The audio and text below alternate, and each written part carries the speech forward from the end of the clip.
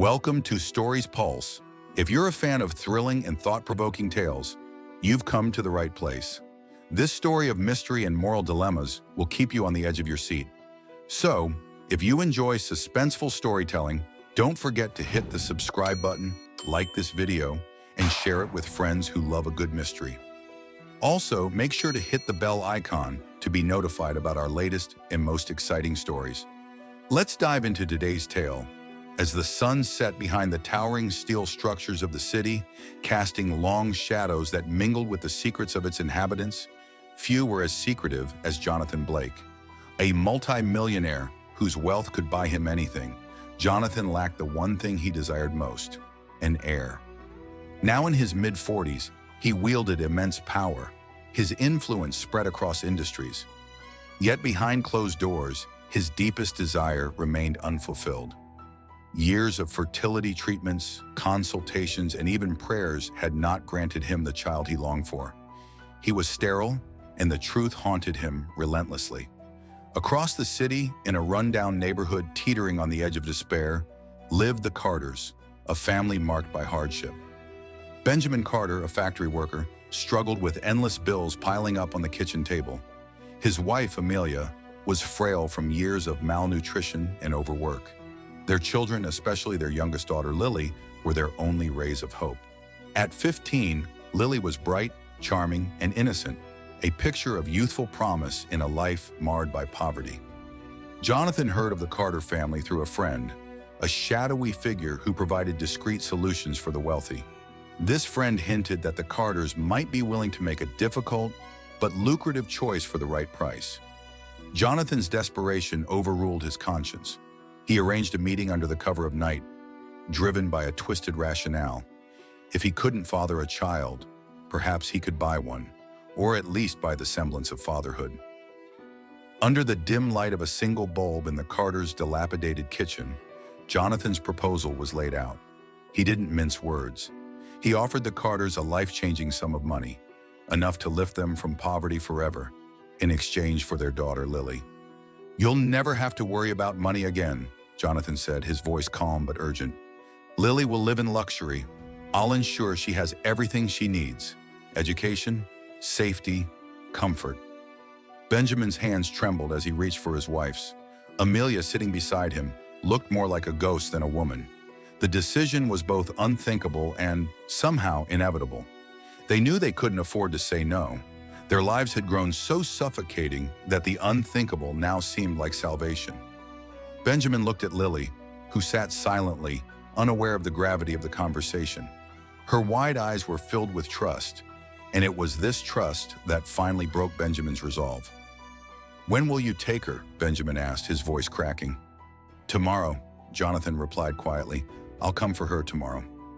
The deal was struck, and Jonathan left, leaving behind a heavy envelope filled with more money than the Carters had ever seen.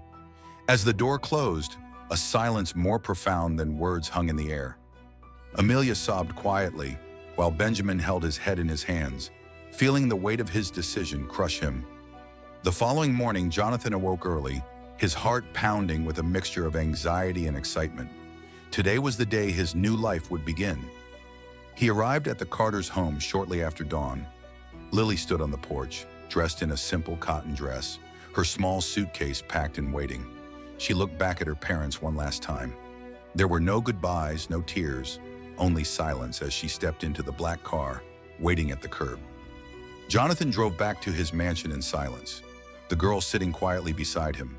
His mansion, vast and cold, now felt like a new beginning. He showed Lily her room, a grand space filled with toys, books, and a wardrobe lined with clothes she had never imagined wearing. Yet despite the luxury around her, she seemed distant, as if she wasn't entirely present.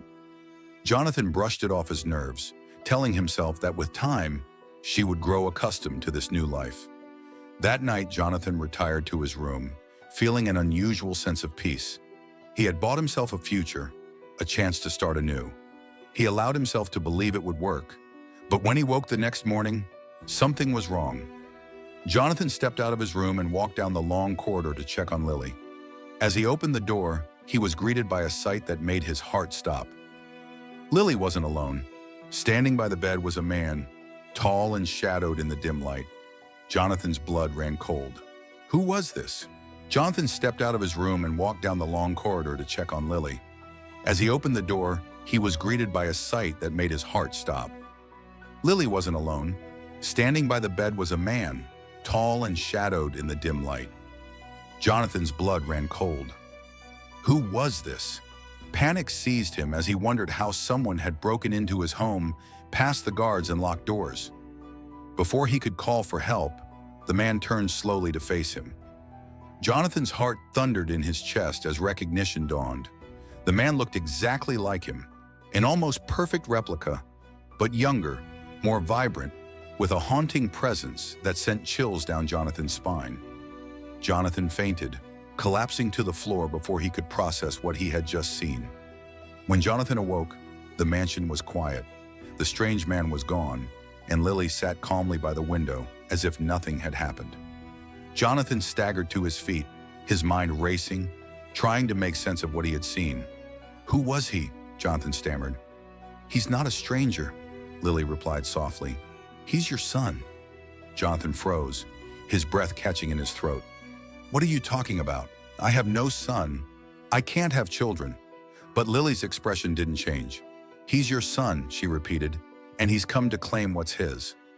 Jonathan's world began to unravel. In the days that followed, the mysterious man appeared again, each time more tangible, more real. He spoke in cryptic riddles, hinting at secrets Jonathan had long buried. Secrets about his own past, about choices he had made in his pursuit of wealth and power. As the visits became more frequent, Jonathan realized this was no ordinary intruder. He was somehow connected to Jonathan's soul, a ghostly embodiment of the child Jonathan would never have, the future he had stolen from himself through selfish choices. Lily, too, began to change, her once innocent demeanor replaced by a coldness Jonathan couldn't understand. It was as if she, too, was being consumed by the presence of the man who now haunted their home. Jonathan was forced to confront the truth. His sterility was not a biological condition, but a curse, placed upon him by forces he had long ignored. Years ago, in his ruthless pursuit of success, he had made a dark bargain, sacrificing far more than money to secure his fortune. He had sacrificed the ability to love and be loved, the chance to build a family. The man haunting his mansion was the embodiment of that curse, a reminder of the life Jonathan had forsaken. Now he had come to claim what was rightfully his. In a final confrontation, the strange man revealed the full extent of Jonathan's curse. "You thought you could buy your way out of fate," the man said, his voice cold and distant. "But some things cannot be bought. Some things must be earned." Broken and desperate, Jonathan begged for mercy. "What do you want from me?" he cried. "I'll give you anything. Just leave us alone." The man only smiled, a cruel, knowing smile. "It's not about what you can give me. It's about what you've already taken. You stole the future, Jonathan. You stole the love that could have been, the life that was meant to be." In one last, desperate attempt, Jonathan tried to drive the man away, to reclaim his life. But it was too late. The curse had already taken hold, and there was no escaping it. One stormy night, Jonathan vanished from his mansion, leaving no trace behind. Guards, staff, and even Lily searched for him, but he was never found. Some say he was consumed by the very curse he had unleashed, that the mysterious man had finally claimed him. Lily, now alone in the vast mansion, became its sole inhabitant. The fortune Jonathan had amassed was hers, but it brought her no happiness. The once innocent girl had been changed forever by the events within those walls. As for the strange figure who haunted Jonathan's every step, he too disappeared, leaving behind only whispers and shadows.